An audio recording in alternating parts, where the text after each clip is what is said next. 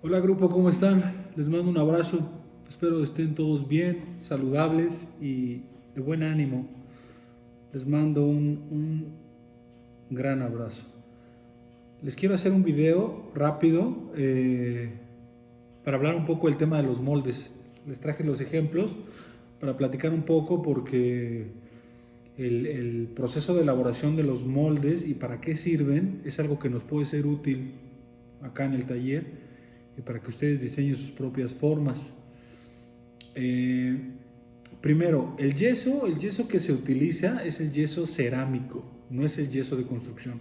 El yeso cerámico es un yeso fino que tiene un nivel de registro muy bueno, que tiene una dureza buena y hay muchas clases dentro del yeso cerámico que son útiles. Este se parece al de los dentistas. Hay dos o tres marcas importantes que las venden donde compramos los materiales. Hay uno que se llama Máximo y hay otro que se llama Blancanieves. Antes había uno que se llamaba El Tigre. Ese yeso cerámico es bueno porque tiene la cualidad de absorción del agua y luego regresa a su dureza. Entonces eso permite que se deshidrate rápido y que su cualidad molecular no se modifique por estar recibiendo tanta agua y se empiece a desmoronar. Ese yeso tiene una dureza, una petrificación muchísimo más resistente que los yesos que venden en casas de construcción. Entonces es importante que el molde que fabriquemos lo hagamos con yeso cerámico. Luego, segundo, las clases de moldes son muy variadas, muy diversas. Hay moldes muy complejos y hay moldes muy sencillos. Los moldes más sencillos son como este, que tienen dos piezas. Este es, por ejemplo, es una esfera y ensambla así. Se cierra la esfera de dos piezas, hecho a mano. Si se fijan es un poco burdo, pero tiene sus candados. Los candados son estas muescas y funciona perfecto este molde. Entonces, pues en realidad depende del fin para lo que lo quieres. Hay dos caminos con el molde de yeso. El primero y el clásico y el para el que es muy usado es la cerámica. Toda la cerámica está hecha, ¿no? Todas las cosas utilitarias, muchas de ellas están fabricadas a través de moldes. Por ejemplo, este es el molde de una taza, ¿no? Entonces, aquí está la forma de la taza, ¿no? Aquí está el asa. Y si se fijan, aquí embona esta parte, que es la base. Luego viene este aquí, se cierra, es una especie de hexágono. Se cierra con una liga, se vierte el material cerámico, se rellena por completo, se espera a que seque un poco y tú por acá arriba vas a poder ver cómo se hace una cáscara un poco más dura porque el material que está en contacto con el yeso es el primero que empieza a secar, puesto que el yeso empieza a absorber el agua y entonces la parte central se va quedando húmeda, pero la parte exterior se va quedando seca.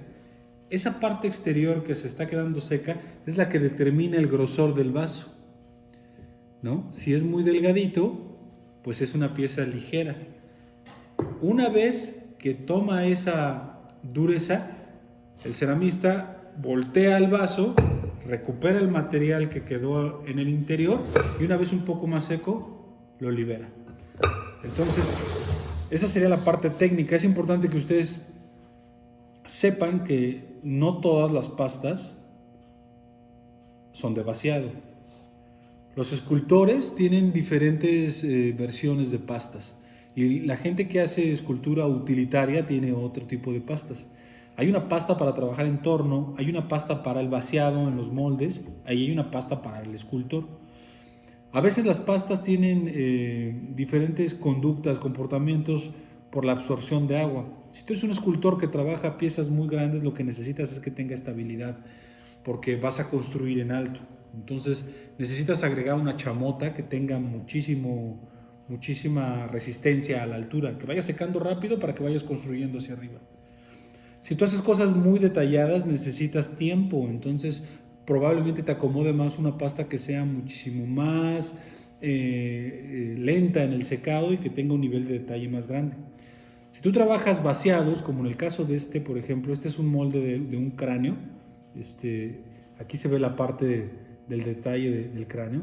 Cuando tú fabricas el vaciado, lo que haces es dar algunos minutos para liberar la pieza, porque estás trabajando en serie. Quieres hacer un tiraje de 60, de 70 tazas, entonces tienes que sacar alrededor de 4 o 5 tazas diarias, porque el yeso se va humedeciendo conforme le va quitando el agua a la pasta, y eso hace que vaya sacando menos cantidad conforme vas haciendo las repeticiones. Entonces, la pasta que tiene esa condición es la pasta de vaciado, me parece que es el KTD7, y con esa puedes vaciar y dejar una cáscara leve, quitar el corazón y sacar los registros. Ahora, ahí hay una cosa importante. Si tú usas otra pasta, va a tardar o va a duplicarse el tiempo o hasta triplicarse el tiempo en el que liberas y sacas, porque son pastas que tienen mucha carga de agua. La pasta blanca que usamos para modelar tiene mucha chamota, se tarda muchísimo en absorber, tiene otro comportamiento, está diseñada para ser modelada, no para ser vaciada. Entonces no significa que no lo puedas hacer, sí lo puedes hacer, pero incluso estás perdiendo tiempo de vida útil de tu molde, porque está absorbiendo tanta agua tantas veces que, aparte de que solo vas a sacar 1 o 2 repeticiones, te va a costar el triple de tiempo, y el molde, a estar absorbiendo tanta agua, no le permite deshidratarse rápido y se va a echar a perder en menos tiempo. Más o menos, por la gente que yo conozco que trabaja con moldes, un molde puede durarte entre 70 a 80 repeticiones de buena calidad. Después, el yeso, como es una arenita, se va borrando el detalle del molde, y entonces empiezas a tener ligeras fallas en el detalle de los registros de las nuevas piezas. Lo que se recomienda es hacer un primer vaciado, hornearlo, y a ese, cuando se termine la vida útil del primer molde, le haces un segundo molde. Eso implica que el segundo molde va a dar una copia ligeramente más pequeña, tal vez un 10% más pequeño, porque la pieza que está saliendo de aquí encoge cuando pasa por el horno. Cuando tú le tomas un molde, encoge, y cuando haces otro vaciado, vuelve a encoger. Entonces las piezas se van haciendo chiquitas conforme vas reproduciendo el molde. Entonces, cuando tienes una pieza con mucho detalle y es para vaciado, es para un tiraje, digamos, comercial, pues vas perdiendo detalle, y eso te importa como escultor, porque estás entregando una pieza que tiene calidad. Algunos de ustedes conocen los corazones que yo he fabricado. Esos corazones, yo creo que voy más o menos por el quinto molde para conservar el detalle. Cuando trabajas una pieza utilitaria como una taza, no tiene tanto detalle, entonces ese detalle es mínimo. No te importa que se pierdan tantito las bandas, estas bandas, ¿no? Entonces, como es algo liso, te puede durar muchísimo más. Bien, otra cosa importante en relación a los moldes es que pueden ser muy útiles para los que trabajamos bronce. ¿Por qué? Porque una cosa es el molde de silicón y otra cosa es el molde de yeso. El molde de silicón es muchísimo más caro y su nivel de registro es muy bueno, pero el yeso también tiene un nivel de registro bastante bueno. Por ejemplo, aquí hay una cera. Entonces, cuando la pieza lo permite, no es el caso de todas las piezas, no significa que todas las piezas se puedan hacer con molde de yeso, pero sí, en algunos casos puedes hacer un molde de yeso para obtener una cera. Y esto abarata el costo muchísimo, porque pues un molde de silicón, vamos a poner el ejemplo con esta esferita. Un molde de silicón de esta esfera probablemente cueste 500 pesos. Pero si lo haces en yeso, probablemente cueste 60 pesos. Entonces, hay un cambio considerable. Muchas veces lo que se hace es tomar las repeticiones, tomar las partes más sencillas. Vamos a poner un ejemplo con la figura humana. El rostro y las manos las haces con molde de silicón, y el resto del cuerpo las haces con molde de yeso. Eso te auxilia a tener un colchón para que gastes menos dinero a la hora de hacer la fundición. Entonces los moldes de yeso sí funcionan para la cera, pero su cualidad o para lo que son utilizados mayormente son con las pastas cerámicas. Ahora, la fabricación de los moldes de yeso es algo que tenemos que ver y hacerlo a nivel taller. Entonces luego haré un pequeño video de cómo se mezcla, cómo son las proporciones para poder usar el yeso en su mejor cualidad. Es importante no usar yeso pasado, porque el yeso es muy común que compras una bolsa y tiene un pequeño agujerito o no hiciste bien el nudo, se quedó ahí guardado. Tú piensas que está bien guardado, pero la humedad que está en el ambiente, el yeso la absorbe. Y entonces cuando lo tocas tiene una textura fría y se sienten a veces como bolitas, como si tuviera un poquito de granitos y dices, creo que sí aguanta, y no aguanta.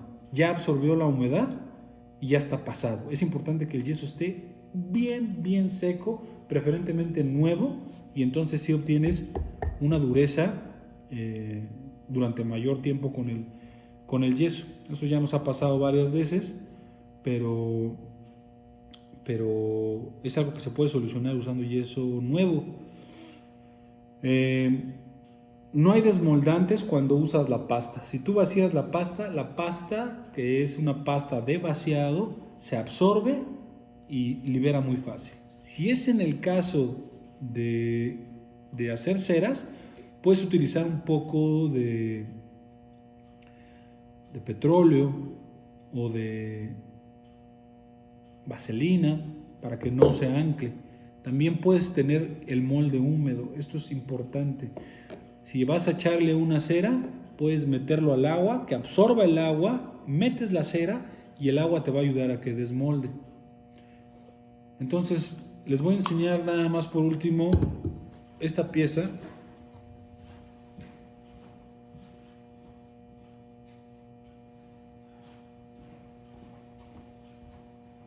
Que es la que se obtiene del molde.